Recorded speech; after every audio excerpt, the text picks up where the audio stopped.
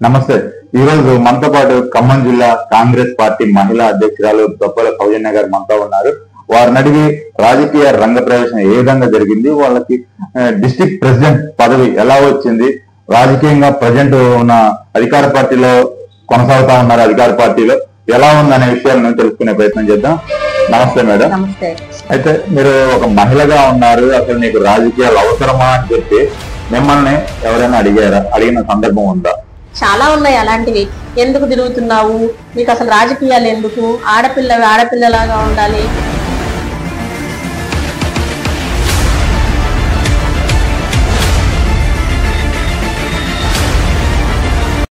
బట్టి deputy CM గా ఉన్నారు.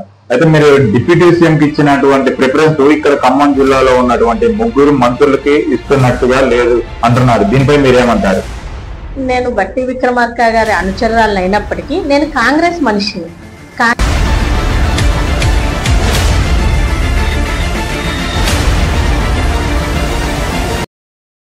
మీరు మహిళా అధ్యక్షురాలుగా ఉన్నారు అంటే దాదాపుగా జిల్లాలో ఉన్నటువంటి ప్రతి కాన్స్టిట్యున్సీలో మహిళలతోటి కానీ అక్కడ ఉన్నటువంటి ఎమ్మెల్యేలతో కానీ మీరు సంబంధాలు కలిగి ఉండాలి.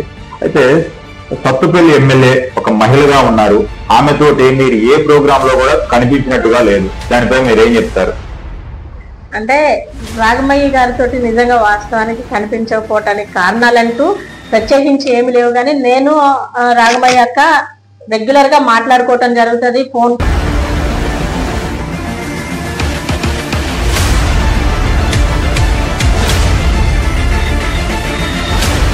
ఒక కొనిజల్ల మండల వాసిగా మీరు ఉన్నారు.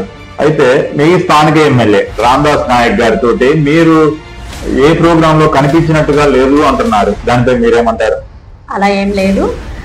రామదాస్ నాయక్ గారికి ఆ రోజు ఆయన గెలుపులో మా వంతుగా మేము ప్రతి నియోజకవర్గంలో ఆయన ప్రతి మండలంలో కూడా తిరగటం జరిగింది.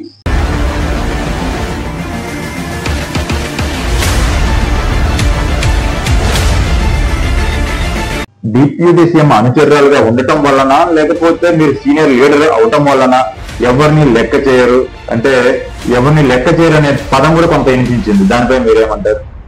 లెక్క చేయను అంటే డిప్యూటీ సీఎం అయినా ఈవెన్ ఇక్కడ ఉన్న మంత్రులైనా ఎవరైనా సరే పని చేసిన వాళ్ళకి పట్టం కడతారు.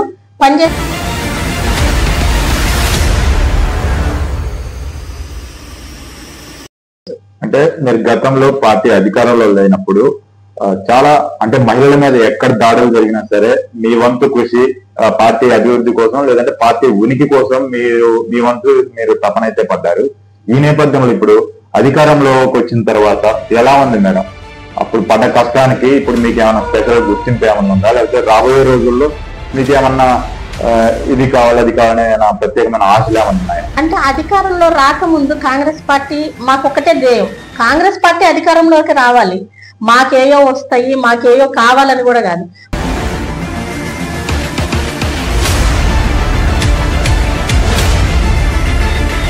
ప్రజల్లో పూర్తిగా శూన్యం అయిపోయింది, కాంగ్రెస్ పార్టీ బతకదు అని చెప్పేసి చాలా వరకు విన్నాం.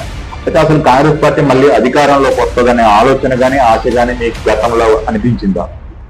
ఒకటండి, కాంగ్రెస్ పార్టీ చనిపోయింది అన్న వాళ్ళ అజ్ఞానానికి మేము నవ్వుకున్నాం ఆ రోజు.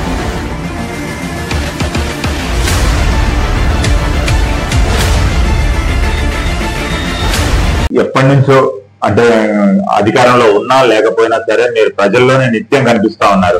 మీరు ఇంత పెద్ద ఎత్తున ప్రజల్లోకి రావాలి అంటే ప్రధానంగా మీకు కుటుంబం నుంచి సహకారం ఉండాలి. అది ఎలా ఉంది మేడం?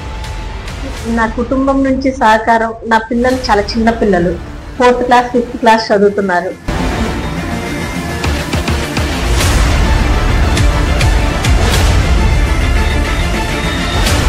ప్రతిపక్షంలో ఉన్నప్పుడు మీరు మహిళల మీద దాడులు జరిగినా లేకపోతే మహిళలనే ప్రత్యేకం కాదు, ప్రతి పోరాటం మీరు చేశారు, ప్రతి పోరాటంలో మీరు కనిపించారు. ఇప్పుడు అధికారంలోకి వచ్చిన తర్వాత ఆ సంక్షేమ పథకాలు కావచ్చు, సంక్షేమ ఫలాలు కావచ్చు, అవి అందించే దాంట్లో మీ కృషి ఎలా ఉంది?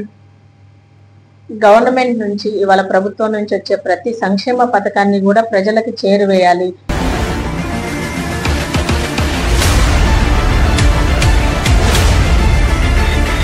మీరు ఏదైతే 6 సంక్షేమ పథకాలతోటి అధికారంలోకి వచ్చారో మహిళలు సంతోషంగా ఉన్నారు, ఫ్రీ బస్ ద్వారా అంటున్నారు. కానీ ఇప్పుడు అదే మహిళలు ఇదే ప్రభుత్వాన్ని తిరుగుతా ఉన్నారు. బస్సు మహిళలతోనే నిండిపోతుంది. చాలా మంది మహిళలు కూడా ఇబ్బంది పడుతా ఉన్నారు. దీని వలన అసలు ఈ పథకం తీసేస్తే బెటర్ అని చెప్పి మహిళలు అంటున్నారు. దాని మీద మీరేమంటారు? ఒకటండి, ఏంటంటే ఏదైనా సరే ఒక మార్పు మొదలైనప్పుడు ఆ మార్పు మంచితోనే మొదలేమవ్వదు.